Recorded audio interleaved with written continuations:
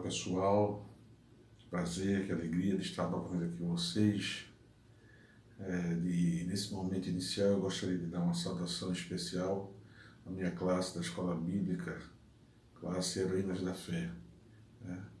Dizer que estou com saudade dos irmãos, das irmãs e por conta disso deixar um abraço para vocês nesse momento. Essa fase vai passar e nós voltaremos a nos reunir. Também quero fazer uma saudação para meus irmãos, meus amigos que acompanham o nosso canal Estudos Bíblicos. Dizer também da alegria de estar aqui com vocês. E vamos continuar o nosso estudo na Carta de Paulo. Estamos estudando a sequência das Cartas de Paulo e, em particular, a Carta de Paulo aos Efésios. E o texto básico, que será como referência para a nossa reflexão, a nossa breve reflexão desse dia, encontra-se em Efésios capítulo 5, versículo 1, onde lemos: Sede, pois, imitadores de Deus como filhos amados. Sedes imitadores de Deus como filhos amados. E o interessante aqui é que nesse texto, o apóstolo Paulo escrevendo aos Efésios, e aquela igreja ali estava inserida em uma sociedade, em uma comunidade complicada, onde era permeada por inúmeras religiões, seitas, ideologias, O próprio pensamento filosófico grego permeava toda aquela região, de modos que o Evangelho de Cristo estava sendo confrontado com aquela realidade. E com essas palavras, Paulo vai fazer as recomendações à sua igreja, à Igreja de Jesus Cristo, e dizer que cada cristão ali, naquela época, naquela localidade, precisaria estar correto, precisaria estar comprometido com a verdadeira e genuína palavra de Deus. Então ele vai fazer as recomendações e dizer que um cristão ele está em meio, ele está inserido numa sociedade e para isso ele precisa estar atento, para isso ele precisa buscar mais a compreensão de Deus, da palavra de Deus, para que ele possa, no meio de uma sociedade corrompida, saber, conseguir passar. E essa mensagem também, ela tem um forte significado para nós também hoje, ocidentais, contemporâneos, modernos, mas que enfrentam uma sociedade também como aquela que busca a satisfação pessoal, respostas para as suas inquietações, para as suas necessidades. Então, o cristão ele precisa estar firme, convicto na sua posição para trazer uma palavra de conforto e consolo, uma chamada de atenção, mas, acima de tudo, uma mensagem de esperança. E essa palavra de esperança está justamente na palavra de Deus. É baseado nessa palavra em que nós temos levado uma palavra de esperança para a humanidade. Seja você também um cristão comprometido com a palavra, para que em meio a uma sociedade agitada, inquieta, você também possa trazer essa mensagem de esperança. E a Bíblia, a palavra de Deus, ela tem resposta para todas essas necessidades dessa sociedade, deste mundo moderno no qual nós vivemos. E a primeira chamada de atenção que o apóstolo Paulo fala é justamente para a questão de sermos imitadores de Cristo, sermos imitadores de Deus. E alguém pode dizer, mas como pode o homem ser imitador do Deus Criador de todas as coisas? Mas tem no Novo Testamento, na palavra de Deus, está registrado a vida e o testemunho e a palavra de dois homens. A primeira dela é o apóstolo Pedro, quando lá em sua primeira epístola, 1 Pedro, capítulo 1, versículos 15 e 16, ele vai nos dizer: sede imitadores de Deus, sede santos, porque santo é o vosso Deus. E essa mensagem está lá no Antigo Testamento. Pedro foi lá e resgatou a necessidade daquele que serve a Deus, que teme a Deus, levou uma vida de santidade, porque Deus é santo. O segundo é o próprio apóstolo Paulo, quando em 1 Coríntios capítulo 11, versículo 1, ele vai dizer: sede meus imitadores, assim como eu sou de Cristo. Não é? Então, esses dois testemunhos nos mostram que o homem, ainda sendo pecador, ele pode imitar o Deus Criador. Não é? Evidentemente que essa imitação, essa instrução para imitar, não diz respeito às características essenciais, intrínsecas do Deus Criador, não. Mas, sendo Deus um ser moral, aí sim, o homem pode cumprir, não é, toda essa orientação de ser imitador de Deus à medida que mantém a prática dos valores, não é, morais, o amor, o respeito, a dignidade, a compreensão, não é, a justiça, são atributos morais de Deus que cabe ao homem, compete ao homem também cumprir. Mas alguém não pode dizer: mas como pode ser santo? Como posso ser santo sendo eu ainda um pecador? E aí vem a segunda parte e a segunda orientação que o apóstolo Paulo ele vai nos trazer. Em Efésios capítulo 5, versículos 3 e 6, nós lemos Paulo dizendo: mas a impudícia e toda sorte de impurezas ou cobiça nem sequer se mencionem entre vós, como convém a santos. Ninguém vos engane com palavras vãs. Não é? Então aqui Paulo vai fazer a citação de uma série de atributos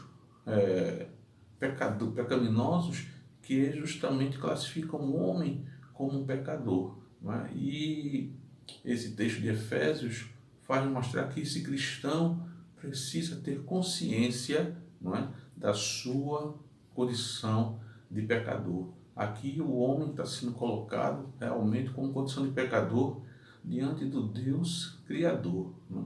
E o homem tem se queixado, essa geração e outra geração e outra geração tem se queixado, não é, a Deus pelas consequências do seu pecado. Mas o Senhor vai responder ao homem através do profeta Isaías, lá no capítulo 59, versículo de 1 a 3, quando a palavra de Deus diz o quê? De que se queixa o homem? Se queixe dos seus próprios pecados.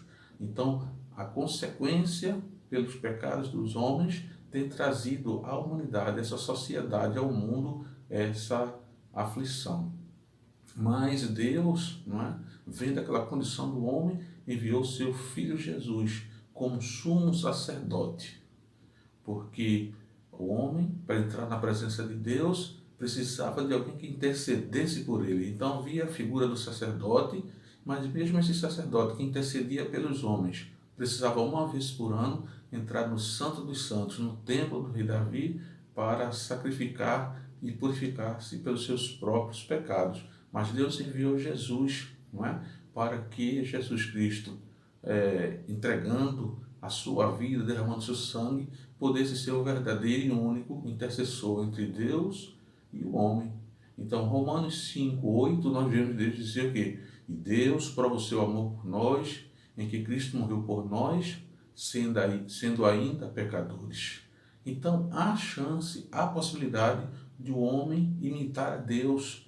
Basta que esse mesmo homem, não é? Que esse cristão, e a palavra é para o cristão, ele seja um imitador de Deus e ele reconheça a sua real condição de pecador.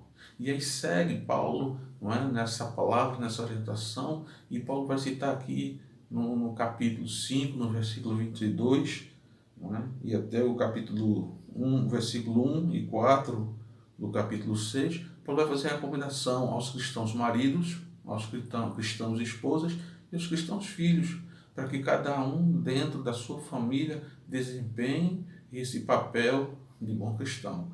Então o homem aqui primeiramente está inserido, né, no meio da família para testemunhar a sua vida de cristão. E nós sabemos que no seio da família é onde são apresentadas as maiores provas, as maiores dificuldades, porque a família conhece o nosso passado, conhece nossos antecedentes, então não tem como o homem se esconder, estando ele inserido no meio da sua família. Não é?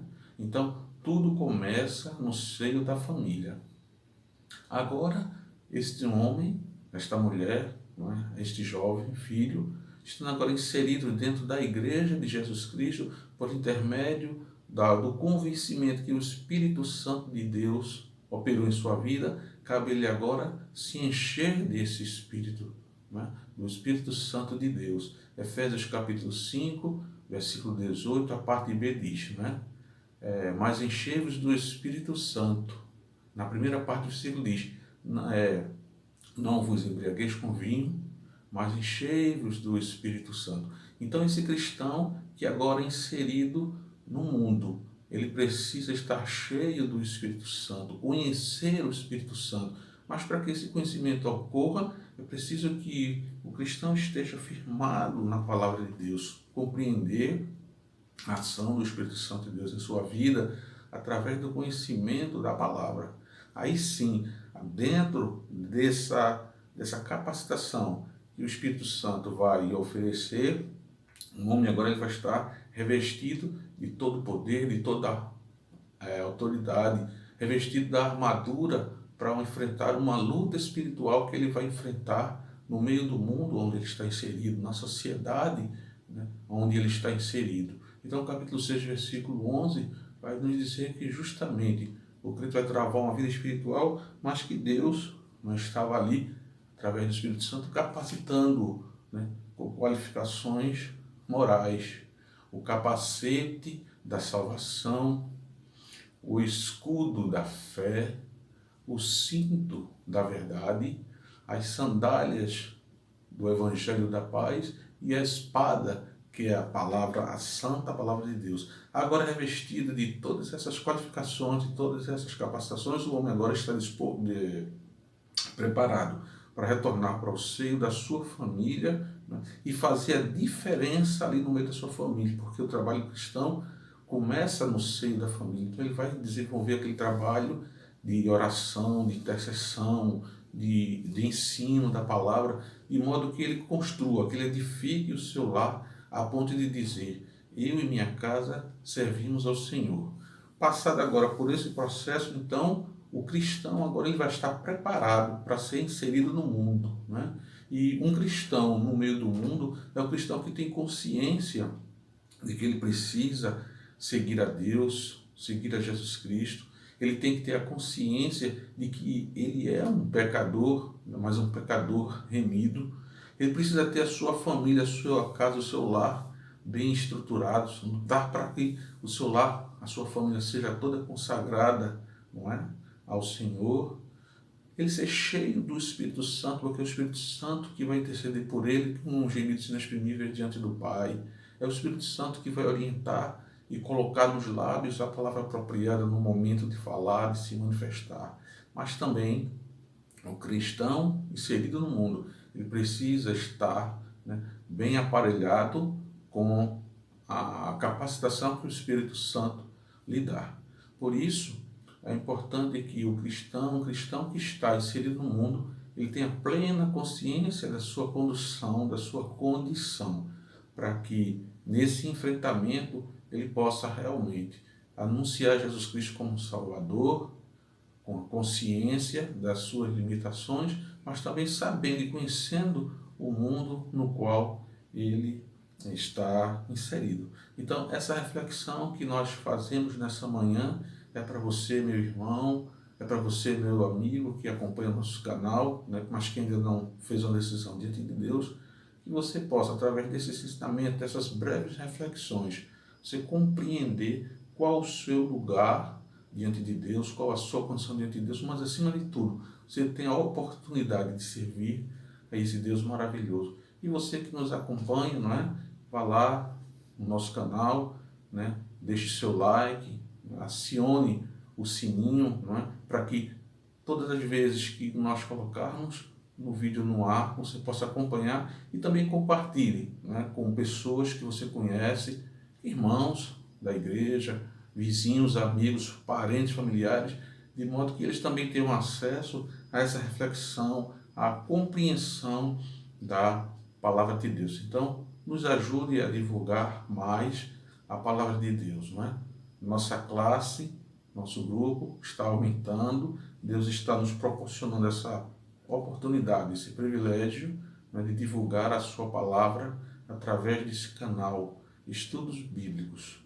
Então estaremos a cada vídeo estudando a palavra de Deus, não é? E também estou me preparando para lançar, né, novos vídeos com temas avulsos, de sorte que alcance, que preencha a necessidade de compreensão de vocês, que Deus realmente esteja nos iluminando no estudo da sua palavra. Então, desejo para vocês um bom dia, um bom final de semana, que o Senhor nos abençoe. Tchau.